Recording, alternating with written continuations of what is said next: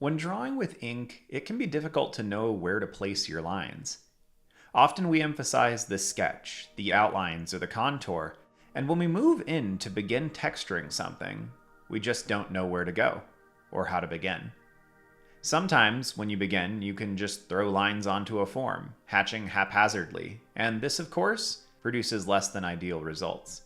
So I'm going to walk through cross-contour hatching as a method of implying form and three-dimensionality to your ink drawings.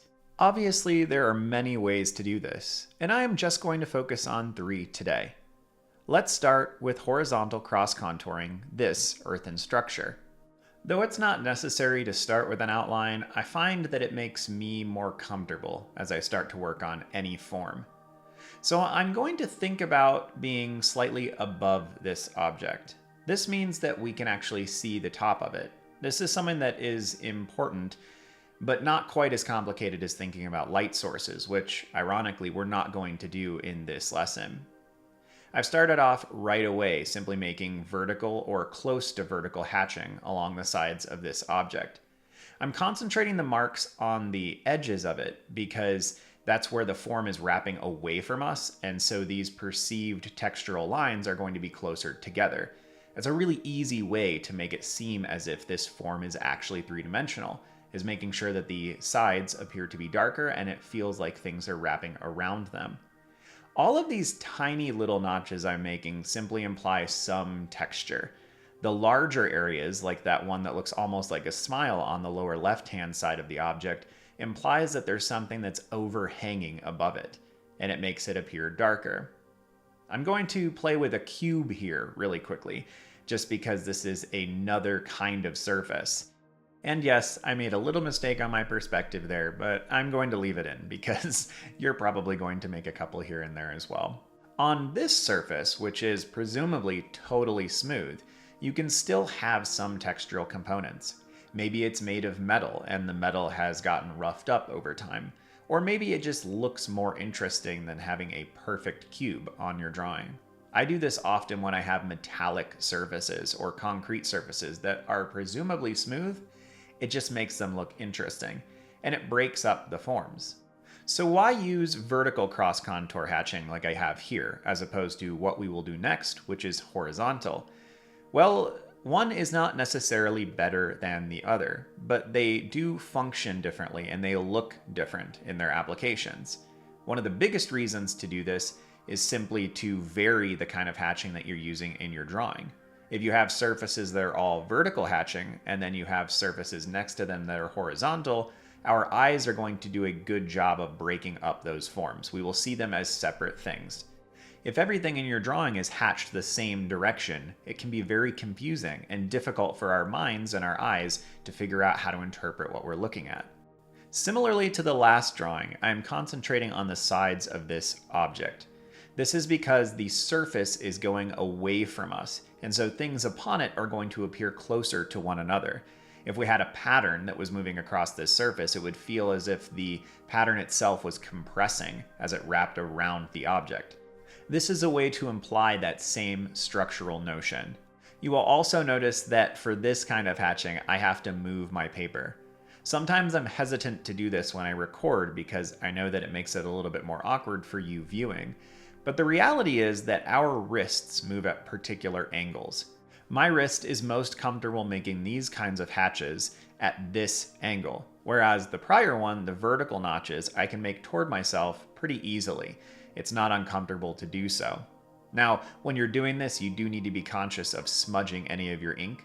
This particular pen doesn't smudge very readily, the ink dries very quickly, so it's not a particularly large concern for me. As I'm continuing around this form, I am showing what that form is doing. You have this indentation running up the length of the right side of it. You are going to have some overlapping areas where it looks like there's some greater shading because something is casting a shadow below it. This kind of hatching is not superior to the one on the left, but it will give us some different options depending on the structure and the surface of whatever it is that you're working on. You will likely find that one of these works dramatically better than the other depending on the application. I honestly tend toward the one on the left for the majority of my drawing. Not because it's better for me, but simply because it's more natural. But the one that I just completed will actually give a lot more detail depending on how it's put together. So pay attention to what you're hatching, what you're attempting to apply texture to, and make sure that the method that you're choosing supports your goal. Again, I'm going to take just a moment and apply this to a cube, to something that presumably has smooth surfaces. In this application, it's not going to be very different than the one that we did prior. It's simply going to have the hatching lines moving in an oppositional direction. And again, this is something that is really beneficial to make each of your surfaces stick out from the others. And that might be one of the most important reasons to vary your hatching on your drawing, is it simply allows different surfaces to look different. The nice part is, though, there's nothing wrong with leaving a large area of white, leaving something just devoid of texture. If most of your drawing is highly textured, one of the best things you can do to contrast, to draw attention to something, is to leave something untextured. It's a very powerful strategy. The same could be said of applying just a little bit of color. Imagine if I added some red onto one of the faces of a cube. It would stick out like a sore thumb, which could be the exact opposite of what I wanted, or could be exactly what I wanted. For this third strategy, we're actually going to combine the two, which I think is a pretty obvious idea. Does that work? What's it going to look like? Is it going to be ugly? Well, we're going to find out here. This is perhaps a little bit riskier than the other two strategies. If you do this without any logic, if you just start throwing things on there, it can start to look incredibly awkward. I'm starting like I did on the others with some hatching marks along the sides, in this case vertical, but very quickly I'm applying some horizontal hatching to show that there's a crack in the rock near the top of this form. Now, because I'm following the same rules, obviously this surface is a plane that is moving both vertically and horizontally. As long as my hatching marks go along those two axes, everything will work out, everything will be fine.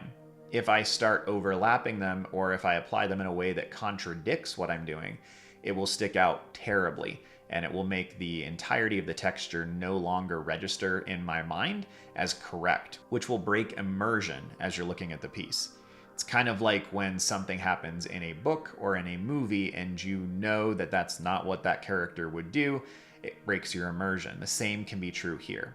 And I will admit, as I'm going through this one right now, it does look a little bit more awkward than the others, but it will start to come together as I continue to cover those surfaces and apply those textures. This technique is obviously going to give you a lot more control and a lot more power in what you're putting together. If you are choosing to apply both vertical and horizontal hatching in this way throughout your drawing, it just means that you have the ability to vary the quantities of those and how close they are together and how they interact with one another. If most of your structures only had horizontal and then you had some vertical, it's not going to stick out. It's not going to register as awkward. It's just going to look like there are some different broken up forms along that surface. And honestly, that's how most of our world is. Most things are not only textured on one angle or at one axis. They're usually textured from multiple angles. So when I go to do the cube here, it's obviously going to be quite a bit different. And this is actually going to imply that there's a divot, almost that each face has a chunk of it that is inset slightly, which I do a lot when I work with metal. I kind of think about it in terms of the edges are generally what are fastened from one section to another, and that there's not usually as much supporting structure in the center, and so it could lean out or it could lean in. And you'll start to see what I mean here in just a moment as I apply this. So this technique is going to come with a higher level of risk to reward. If you mess this one up, it's going to look way worse than the other two. But if you do it well, it's going to give you more power. You're going to have the ability to show things that are a little bit more accurate to the real world that we live in. And that's why I introduce it third here, because it is something that if you are spending some time on ink, that you should try, that you should wrap your head around and figure out which pieces of it are going to be of benefit to you. But you could do whole pieces, you could do whole sketchbooks with nothing but one of the other techniques and still have elaborate, beautiful drawings. This methodology is simply a coagulation of the other two, and something that I feel is worth practicing. You can see on this drawing, for the majority of the rock surfaces, I've used vertical or just off vertical cross contour hatching. That makes the rock feel as if it is very rigid. These are chunks of rock that have fallen away over time, and it gives a particular understanding of the texture. But as you look at the tentacles, as you look at the body of this creature that is hanging far above, the texture feels different. It feels softer. It feels porous. And I've accomplished that by a very restrained use of cross-contour hatching. And the hatching is just following the direction of the body, which means I do have vertical and horizontal hatching across it in different areas. But you can see this implies a very different surface, a very different texture. And again, there is no right or wrong choice with this. You can experiment with either and figure out which one works to your advantage, which one achieves your goal in this particular drawing. I hope that this was helpful for you, whether you're applying this to something like Inktober or if you're just trying to up your own ink drawing game. I love working with ink. There's something about the stark contrast of the blacks and whites that is really rewarding. It's easy to make mistakes with. And I think that simple fact makes it all the more rewarding when things go well, when you've planned out and you've thought through your strategy and it turns out as this beautiful thing. Or in the case of this drawing, something that's ugly but beautiful in its own way. Well, as always, thank you for your time. Have a good one, y'all. See you soon.